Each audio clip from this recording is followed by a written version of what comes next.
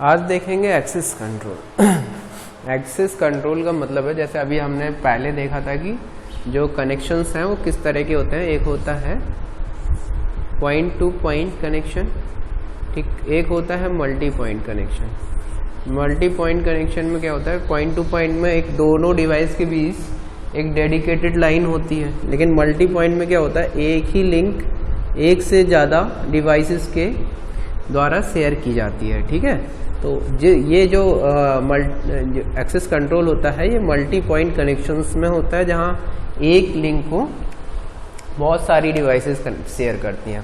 ठीक है, जैसे एक तो इसके कुछ मेथड्स हैं कि भाई ऐसा कुछ किया जाए कि सारी डिवाइसेस को डेटा मिलता, मतलब टाइम मिलता रहे, वो लिंक्स मिलती रहे।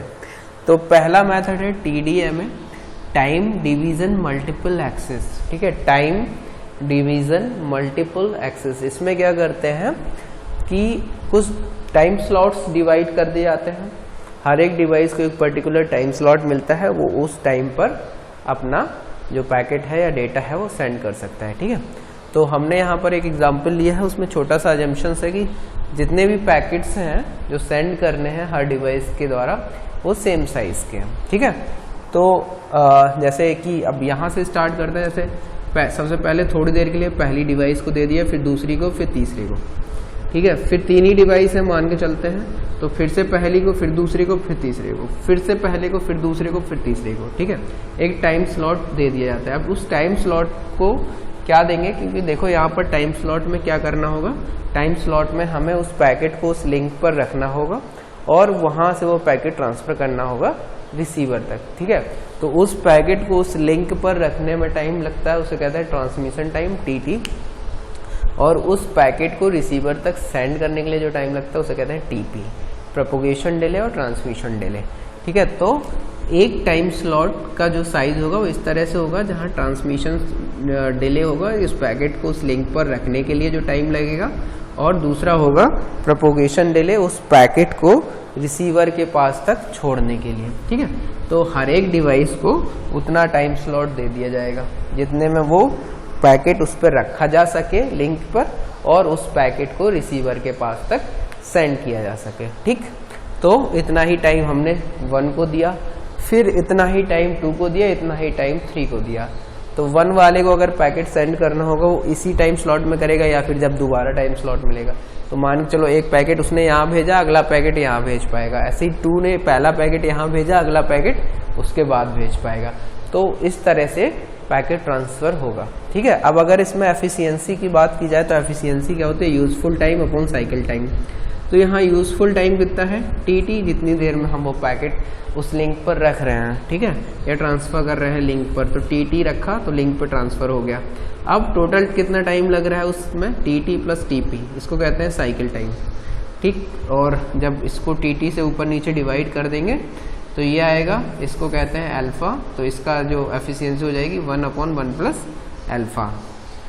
एडवांटेज डिसएडवांटेज में क्या है, एडवांटेज डिसएडवांटेज में यह है, एडवांटेज यह है कि इसमें भाई किसी को हायर प्रायोरिटी नहीं दी जाती है, भाई सब बराबर हैं, सबको एक टाइम स्लॉट असाइन कर दिया, सब अपने अपने टाइम स्लॉट में भेजेंगे, कोलिजन नहीं होगा क्योंकि उतने टाइम में उसको पैकेट को भेजना है। ठीक है, और किसी दूसरे टाइम स्लॉट में पैकेट नहीं भेजा जाएगा। अब डिसएडवांटेज क्या होता है, डिसएडवांटेज जो होता है, मान के चलो इसके पास कोई डेटा नहीं है 2 के पास सेंड करने के लिए, तो A अपने टाइम स्लॉट में डेटा सेंड कर लेगा, बट उसे वेट करना, अगर A के पास ज़्यादा है और 2 के पास है ही नहीं, ठीक है, और 3 के पास भी मान के चलो नहीं है, तब भी 1 को पैकेट सेंड करना है, 1 पैकेट सेंड कर देगा, लेकिन उसे फिर से इतनी देर के लिए वेट करना पड़ेगा। जबकि ये स्लॉट बेकार जाएंगे, क्योंकि इसमें मान के अगर 2 और 3 के पास डेटा है नहीं तो वो भेजेगा नहीं, खाली रहेगा टाइम स्लॉट। तो ये इसका डिसएडवांटेज है कि अगर कोई डिवाइस को डेटा नहीं भी सेंड करना है तब भी उसको वो टाइम स्लॉट असाइन कर दिया जाता है। ठीक, अब आते हैं क्वेश्चन की तरफ, जो कि मतलब जैसा कि क्वेश्चंस पूछे जाते हैं।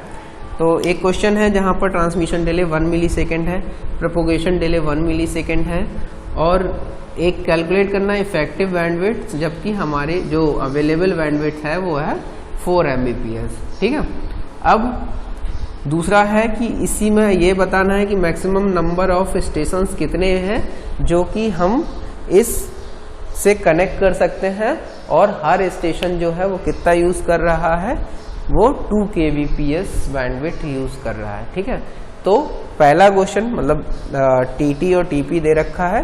पहला क्वेश्चन पूछा गया है कि इफेक्टिव बैंडविड्थ कितनी होगी अगर हमारा जो अवेलेबल बैंडविड्थ है वो 4 Mbps है तो। ठीक, पहला क्वेश्चन। दूसरा क्वेश्चन है कि कितने नंबर ऑफ स्टेशंस कनेक्ट किए जा सकते हैं इस कंडीशन में, इस एफिशिएंसी के साथ, जबकि जो हर एक स्टेशन है वो कितना बैंडविड्थ यूज करना चाहता है, 2 kbps। ठीक है, पहले पॉइंट पे आते हैं। तो सबसे पहले एफिशिएंसी निकालते हैं। एफिशिएंसी होती है T upon T plus TP, इससे भी कैलकुलेट कर सकते हो, आपकी मर्जी है। ठीक है, तो ये हो जाएगा 1/1 + 2.5 एफिशिएंसी आ गई। अब बढ़ते हैं पहले क्वेश्चन की तरफ कि इफेक्टिव बैंडविड्थ कितनी होगी। तो इफेक्टिव बैंडविड्थ होती है एफिशिएंसी इनटू अवेलेबल बैंडविड्थ। तो एफिशिएंसी अपनी हाफ और अवेलेबल बैंडविड्थ है 4 Mbps, यानी कि 4 × 10⁶। ठीक है, तो इफेक्टिव बैंडविड्थ आ गई 2 × 10⁶ bps। ठीक है, तो ये आ गई इफेक्टिव बैंडविड्थ निकल के। इसका मतलब है कि इस तरह के जो डिवाइस, मतलब ये जो चैनल है, ये जो सिनेरियो है, इसमें हम मैक्सिमम 2 × 10⁶ बैंडविड्थ का यूज कर सकते हैं, बाकी वेस्ट होगी। अब इतने का यूज कर सकते हैं और एक जो सिस्टम है वो इतना यूज कर रहा है, तो नंबर ऑफ सिस्टम्स कितने कनेक्ट कर सकते हैं, दूसरा क्वेश्चन ये है। तो अगर एक सिस्टम है वो 2 kbps यूज कर सकता है, हम कितनी इफेक्टिव बैंडविड्थ है 2⁶, तो n × 2 kbps यानी कि 2 × 10⁻³ इज इक्वल्स टू 2 × 10⁶ कर देंगे। तो जो n निकल के आएंगे वो आएगा 10⁻³ यानी कि 1000 नंबर ऑफ स्टेशंस, 1000 स्टेशंस हम इसमें कनेक्ट कर सकते हैं, जबकि हर जो सिस्टम है या हर स्टेशन है वो 2 kbps बैंडविड्थ यूज करता है। ठीक है, तो इस तरह का क्वेश्चंस है जो कि पूछा जा सकता है गेट में या अदर क्वेश्चंस, वो नेट JRF किसी भी कॉम्पिटिटिव एग्जाम या आपके क्वेश्चंस जो एक सेमेस्टर या किसी और चीज़ के लिए। ठीक है, तो ये हो गया TDMA। आगे हम और एक्सेस कंट्रोल मेथड्स देखेंगे। ठीक है, थैंक यू।